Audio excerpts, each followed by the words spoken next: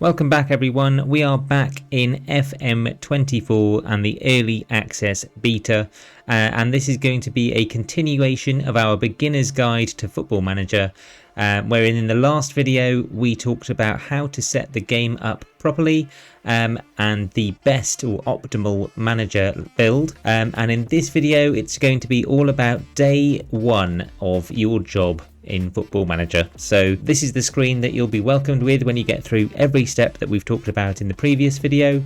We're in our Braga save here and we're going to be talking through the first steps that everyone should take when they are starting out in Football Manager. So it's largely going to be for the benefit of people playing this game for the first time, but there are a few tips in here as well that you might benefit from if you've been playing the game for a while. The first thing to do I think is to drink in how much information is on one screen in this game. There is 19 tabs down the left hand side here, 8 emails already in my inbox. If I go to my inbox, which is the first thing I'll click on, there are 2 or 3 maybe, just the 2 actually.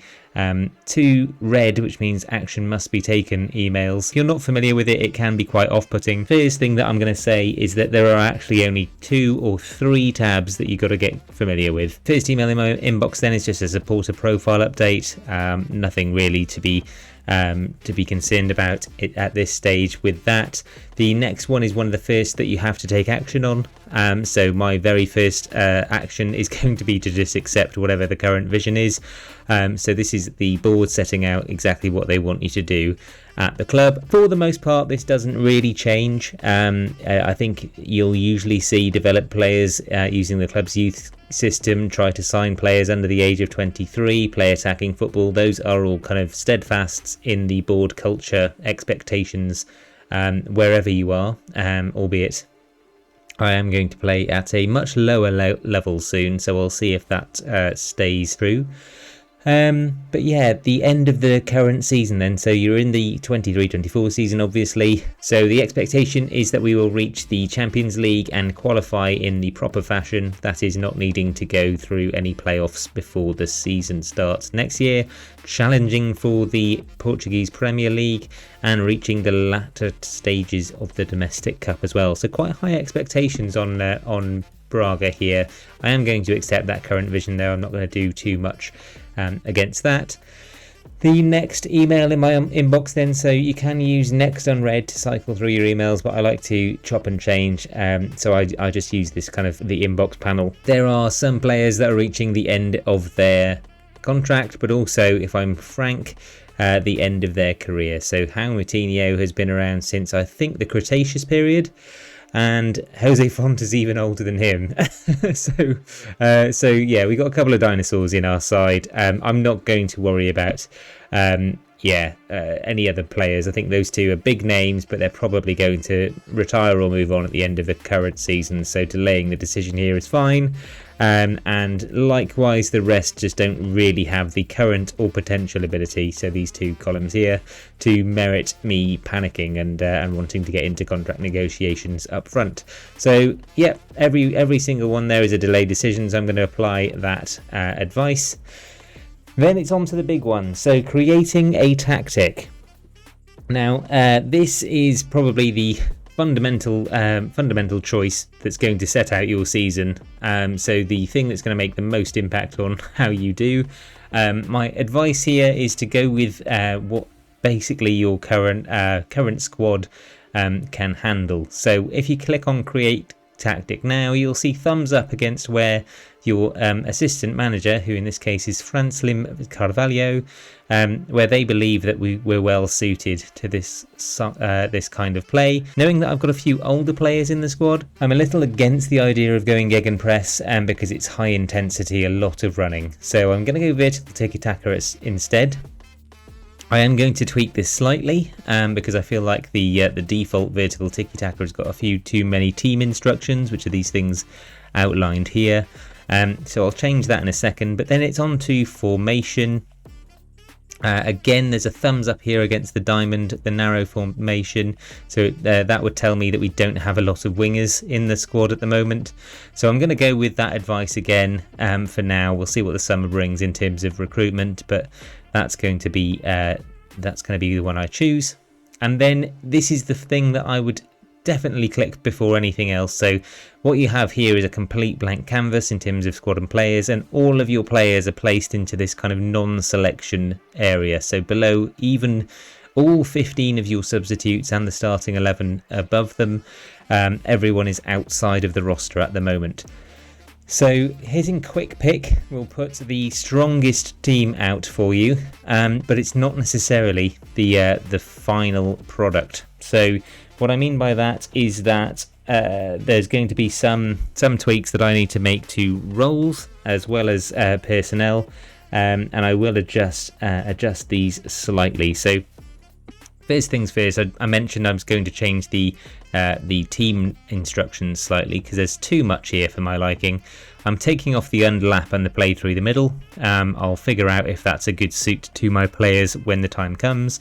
I'm going to go slightly wider just to push the strikers, the centre midfielders and the centre backs slightly further apart. And then in terms of tempo, I'm going to go normal, but that's all I'm going to change there. And I'm quite happy with the in transition and out of possession stuff as well. So that's going to be my tactical approach. And then I can see that we've got ball winning midfielder and Carrilero. Attacking midfielder on support, deep line playmaker on support. So all of these midfielders are at the moment a support play. I do want to make this guy a defensive version, I think. I want to make this guy an attacking version.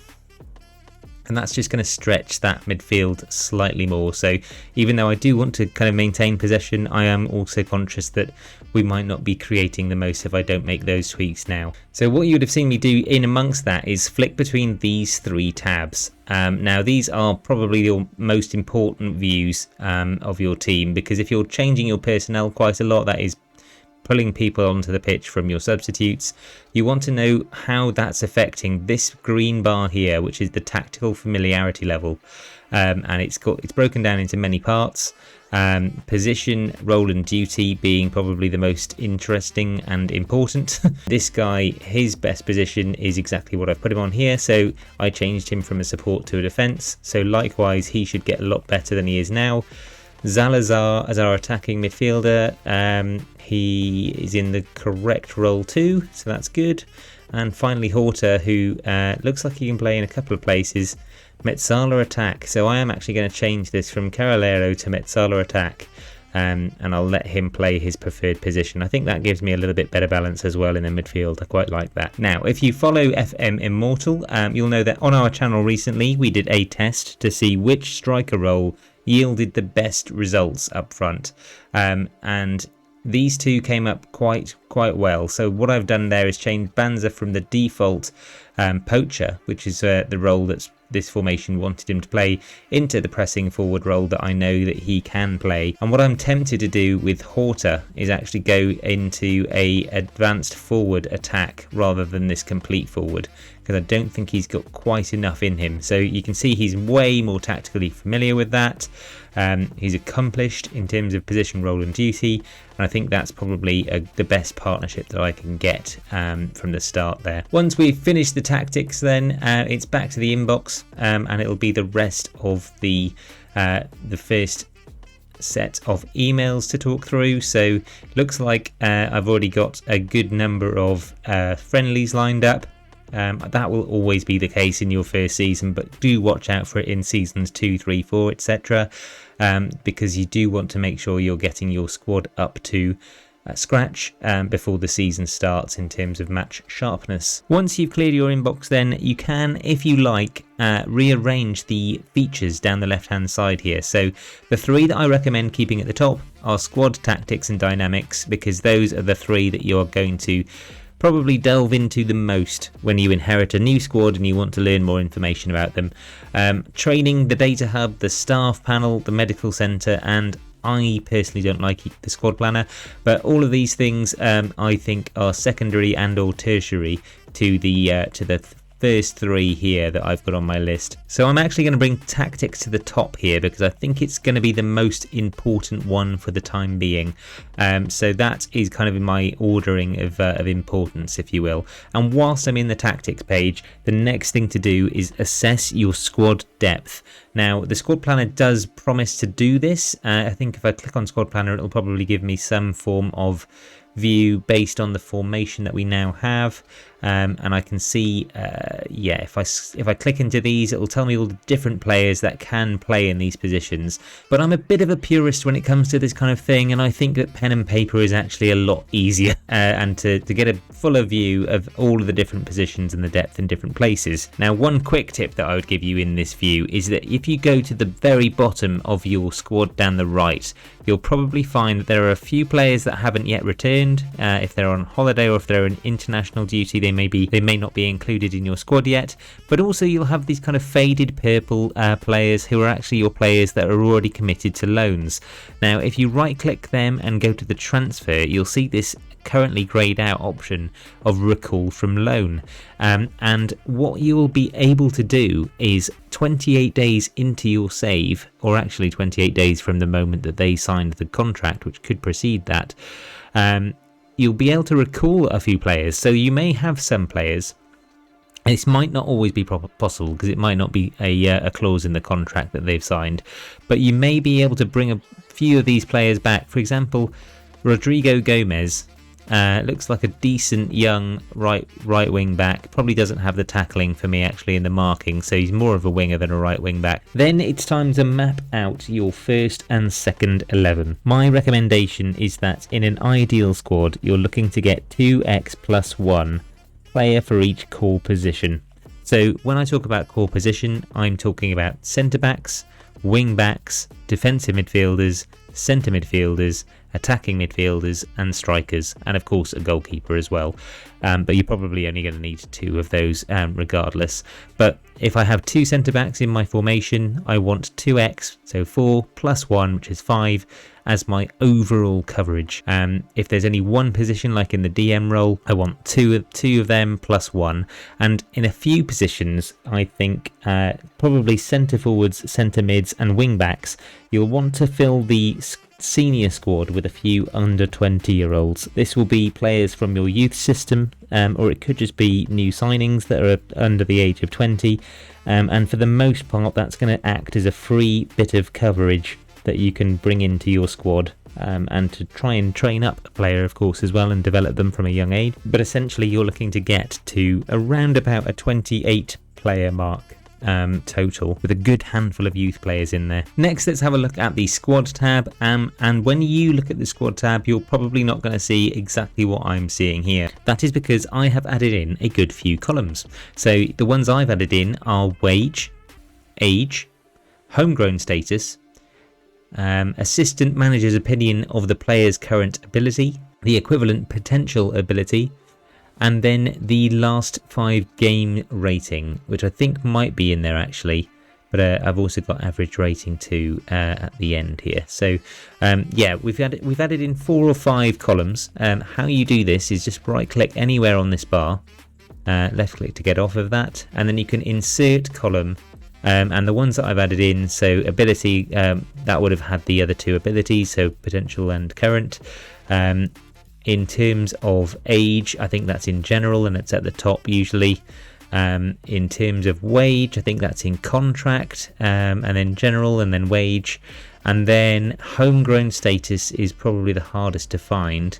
It might be in, I think it is in general. So it could be in a few places, this one in my opinion, but yeah, go to general for homegrown status, and that is what you really need when you're looking to European competitions. So the Europa League, the Champions League, all of these will have permutations as to how many players you're allowed to have registered, or that you need to have registered rather, that have been trained either in your nation or at your club. Yeah, this is the best for you, I think, for starting out, because you can quickly sort by wage and see where all the fat on your payroll is.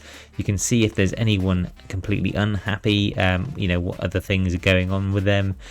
You can have a look at your average age in this way. So I've actually got quite a few players that are 33 plus, which is a bit concerning. But likewise, I've got quite a few 20-year-olds as well, so that balances that out nicely. And then if I sort by this, I can see that, yeah, in nation, it looks like I've got 10, maybe 12, and then at club, I've got at least 5. My reset, if you will, is to put everything in order of position as well. If I was to use this to go into the market, then I would probably draw out my team, my first and second 11. I'd see that I'd probably need one more centre back. Playing by that 2x+1 rule. The right wing backs, as we've mentioned, the left backs look okay. Ideally, we'd have this guy still at the club because he can play, looks like he can play quite a few positions. And defensive midfield, we are abundant, so I would not be looking at anyone, signing anyone for that position in the summer. But then I think I've probably got a job to do to either incorporate some of these wingers as attacking mids. A lot of players look like they can play in the attacking mid position, in fairness, but also I think a striker looks like he's on the cards. Quick squiz at the transfer tab before we go into our last most important tab, which is dynamics. And what you'll see in here is sometimes there will be clauses that you can sell to generate more cash. So it may be that that you are owed appearance money, or it may be that there's a 10% sell-on fee that you've put into a contract clause of someone that you've already sold, and you can cash in on that early. And at the moment, I've got no ins, outs, or anything to worry about, so that's good. And then I've got just under 3.5 million to spend. And a wage budget not the most forgiving of 9.19. But the other thing that I should have mentioned in this squad tab is this information thing here. So get familiar with what all of these little labels mean.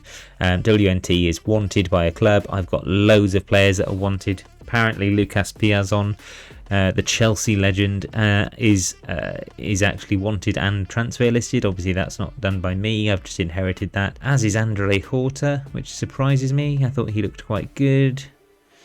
2.4 million, he's being asked for 300k, so there's a chance I could bring that that transfer kitty up to about 7 probably. So that's quite refreshing actually. And then what we'll do next then is talk about dynamics. So don't be too concerned by the where these 3 sliders are at the start of your save. They will typically be red on cohesion and red on managerial support. Club atmosphere, that can vary, depends on the state of the team that you're inheriting, but you will not have had anywhere near enough time to get the managerial support up into the green. They will all improve in time once you've got everything ticking. The most important feature to look out for in this area of Football Manager is the hierarchy tab. So this is very much a clear instruction on who in your team you should not piss off. So Ricardo Horta is my club captain. Almutinho is a spirited team leader. And Mateus as well, another balanced team leader, and Jose Font is a leader amongst the influential players. So these two, who we saw at the very start, were entering the last year of their contract, who are 36 and 39 years old. It can be easy just to say, right, well, you're not going to be anywhere near strong or fast enough anymore to play for me, so I'm going to transfer list you and see if I can get any cash for you in your last year. Now, if I did that, it would be a big mistake, because it would mean that he would turn around and say, what the hell are you doing? And everyone below him would side with him, pretty much, and you'd have a whole dressing room full of angry bastards to deal with. Once you've taken that in, then it's back to the inbox, and we're still on day 1, but we're moving through the inbox. So going through the next unread, I have got my first monthly staff meeting. Now, if you remember at the end of the last video we did, we talked about maybe keeping this to a weekly cadence at the start. If you are brand new to this game, that can be helpful because you get less information all at once. I am not brand new to this game, and I find these tedious tedious, but they can be helpful to kick off a save. So I'm going to go with, so you can change that down here as well, by the way. You can also change the preferences, which looks like a new feature, which is good. But I'm going to attend the meeting and talk you through all the decisions and considerations I'm making based on what they're talking to me about. First thing is, Jose Font is obviously a good leader, but he wasn't actually in that top bracket of the hierarchy. So he's not my club captain. He's going to probably leave me at the end of the year anyway, which would mean another change of armband. So I'm not going to accept this recommendation. I'm just going to move on. Individual training to start, so agility and balance for a 39-year-old. 9 is not terrible agility. I'm not going to bother with that. Final third for Moutinho. Again, he's not going to develop now, so that's not going to tick up if I go with work on final third. So ignore. Piazon's leaving me anyway, so I don't really care about his development. Cruelly, but fairly, I think. So that was terrible advice. Next, we've got Siku Niakate, who discouraged from taking long shots. Now, he's a centre-back. That sounds great. Federico Carmo is an under-23s fitness coach. Okay, that's interesting. That's new, I think. Then language courses, absolutely. I'd like everyone to talk the same language. That would be great. That's great. This guy, if this is one that we could recall from loan, there we go, he is. This is good to see positive feedback on this player's development, so maybe he's worth bringing back as well. But that's a real nothing suggestion. There's no action to be taken there immediately. Good grief, that guy looks like a good fitness coach. Yep, I will schedule that after that meeting. Leonardo, yeah, I remember him. He looks like a good director of football. I do recommend getting a director of football, so I'm going to schedule that one as well. All I'm doing here is kind of giving myself an extra email after this meeting to follow up on some next steps, which means hiring some more staff. That looks like a very good scout as well in Luis Gonzalez. Excuse my Welsh pronunciation of Luis there. And then Juanjo Jimenez, again, he looks like a very good physician. Emily Ricard also looks good, and that's going to be an end meeting. So that's what we did. Let's go to that then, and you'll see my follow-up actions here. Always try and tick it down one. That's just a personal preference, especially if it looks like it's quite affordable. Just try and squeeze a little bit of extra cash for your club out of these. It's not a lot. They shouldn't say no. I could probably go as cheeky as saying 2. Obviously, that view for set pieces is a brand new feature in FM24. When we've got more familiar with it, we will give you our best advice. But we are absolute amateurs when it comes to the new features, so we'll figure that one out first, and we'll come back to it in a future video. Now, I think the last thing that happened on your first day, or it might be into the second day now, actually. I'm going to go through this because I think there's one more bit of advice to give you. Code of conduct wise, I will keep absolutely fine. But I think it's the meeting the squad, which is coming next. Let's introduce ourselves to the squad. Now, my biggest bit of advice here, and it does completely pour into that managerial support, it's to manage expectations well. So do not say, we're going to win the league, we're going to win the Champions League, we're going to do the treble in my first season because I'm the best manager in the world. Try and underplay and over-deliver. So under-promise, over-deliver. Introduce myself, that's fine. I like this. This is new to FM24. This used to jump straight into statements, but actually you can open and say you want to talk about certain campaigns or not, rather than getting thrown into them. I'm going to start with the Premier League, and I'm going to say that we want to qualify for the Champions League. That's got a good reaction. So again, my first instinct here is to under-promise and over-deliver. Positive reaction from me then. Then I'm going to talk about the Cup. And I think the latter stages, that's pleased again. So again, I didn't say we're going to go out and win the Cup, but I didn't say we were going to be shit either. Positive for me. And then the Champions League, latter stages, knockout stages. I'm just going to say we qualify for it again. That's good. So looks like I've done well there. I'm not going to promise anything because this will be things like bringing in new signings largely. But I'm going to go with, I've got nothing else to say. Oh, I should probably have said the code of conduct thing. Okay, that's fine. So those things can be a bit of a minefield because I feel like with every new game, they throw in questions to try and unravel you. But the last thing that will happen then is an intra-squad friendly. It doesn't always happen, actually. Depends on how big your squad is. But first versus second 11 is fine. And manage the first team only and then go into continue. I think the only thing you really want to do with an intra-squad friendly is not break someone's leg. What we will have on our channel soon is a deep dive into our new blog, which is going to be a save in the very lower leagues of Spain, all in aid of charity, and in that we will talk through days 1, 2, 3 and so on again, but we'll do so with view to trying to improve the squad. So for any kind of advice on transfers and squad building, head to those videos which will be on the channel ever so soon. That's going to be it for today though, guys. We're going to get into this match now and see how we do against our second 11. Hope this has been useful and hope you've enjoyed it, and we'll catch you next time. Adios.